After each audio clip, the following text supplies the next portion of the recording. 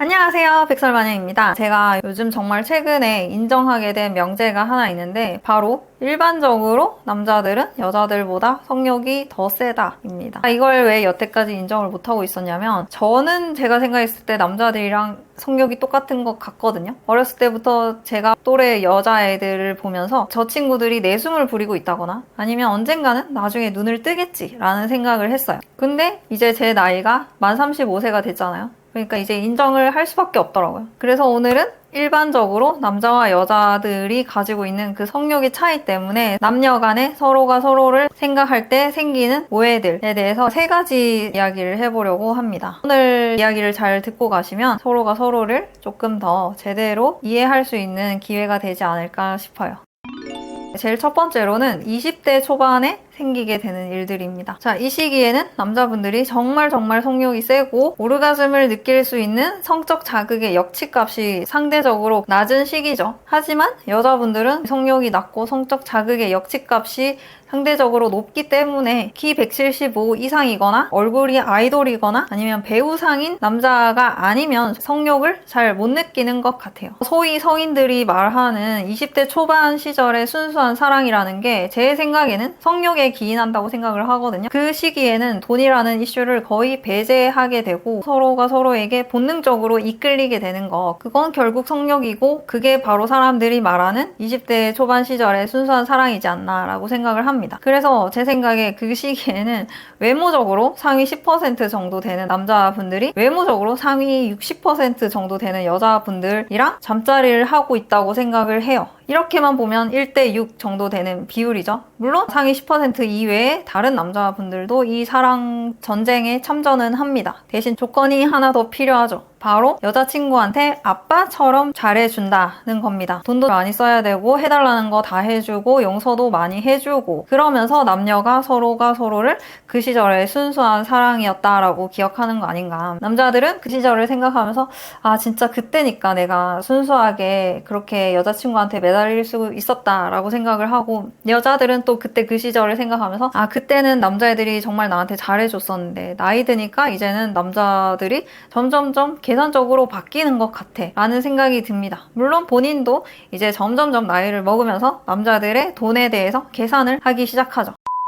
그러다가 20대 후반이 되면서 두 번째로 돈이라는 이슈가 생기면서 이 돈이라는 조건에서 또 상위 30% 정도 되는 남자분들이 이 연애 시장에 본격적으로 같이 유입이 되기 시작합니다. 그래서 어릴 때부터 외모적으로 상위 60% 정도에 들었던 여자분들 중에서는 외모적으로 상위 10% 정도 되는 남자와 잠자리도 해봤고 그리고 연봉이나 자산이라는 면에서 상위 30% 정도 되는 남자들과 연애도 해본 분들이 있으시기 때문에 그런 분들은 자연스럽게 아 나는 나중에 이거 2가지 다 가지고 있는 남자랑 결혼을 하게 되겠지라는 생각을 하시게 됩니다. 왜? 나는 둘 다 해봤기 때문에. 근데 사실은 상위 10% 정도 되는 외모의 남자들은 동시다발적으로 2명 이상 되는 여자들과의 잠자리도 가능하고 또 상위 30% 정도 되는 연봉이나 자산을 가진 남자들 중에서도 가끔 동시다발적으로 2명 이상 되는 여자들과 연애를 하기도 합니다. 물론 동시다발이 아니더라도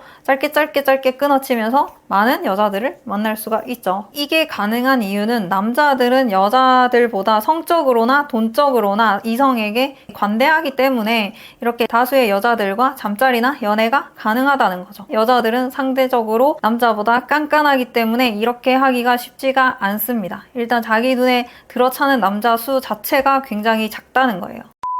근데 이제 결혼 정년기에 접어들면서 문제가 생깁니다. 제 아무리 잘난 남자라도 결혼은 딱 한 명이랑만 해야 되니까 그때는 정확하게 자기랑 동등하게 매칭되는 여자만 선택을 해야 되는 거죠. 돈, 외모, 성격, 자산, 나이, 학벌 등등등 다양한 분야에서의 총합이 딱 맞는 여자 한 명만 선택을 해야 되는 순간이 온 겁니다. 그래서 많은 여자분들이 여기서부터 좌절을 하시는 것 같습니다. 잠자리나 연애에서, 심지어 소개팅에서도 남자들이 사실은 여자들보다 훨씬 더 관대했다는 사실을 모르고 있었기 때문에 많은 여자분들은 자기가 외모도 괜찮고 돈도 많은 남자랑 동급이라고 굉장히 자연스럽게 생각을 했다가 점점점 좌절하게 된다는 거죠. 그리고 소개팅에서조차 이런 이론이 적용된다는 것은 남자들이 소개팅을 잡을 때도 여자들보다 훨씬 더 관대하게 넓게 소개팅을 받습니다. 하지만 여자들은 소개팅을 나갈 때 고르고 골라서 남자들보다 상대적으로 엄격하게 받는 경향이 있습니다. 그래서 이미 소개팅에 나갈 때부터 여자들은 상대를 거의 마음에 들어 하는 상태로 나가는 확률이 더 높아요. 여기서 문제는 여자들이 정말 자연스럽게도 그 소개팅에 나오는 남자도 그렇게 생각을 하고 나올 거라는